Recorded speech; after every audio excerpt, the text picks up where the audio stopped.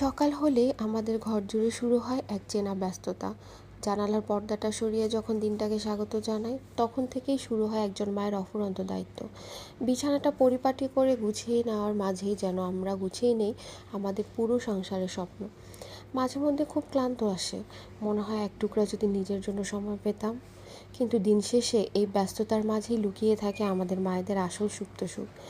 ঠিক যেমনটা কবি শামসুর রহমান তার কবিতায় মায়ের এই চিরচেনা রূপটি ফুটিয়ে তুলেছিলেন।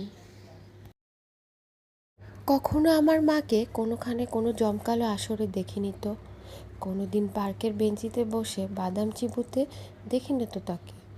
তিনি সারাদিন একটি খড়খড়ে শাড়ি পরে রান্নাঘরে শুধু ধোয়া আর কালির ভেতর কাটাচ্ছেন, আর তার দুহাত সবসময় যেন লেগে আছে হলুদ আর মরিচের গন্ধ। আসলেই তো, আমাদের মায়েদের হাত থেকে হয়তো দামি পারফিউমের সুবাস আসে না, কিন্তু আমাদের এই হলুদ মরিচের গন্ধমাখা হাত দুটোই একটি পুরো পরিবারকে পরম মমতায় আগলে রাখে।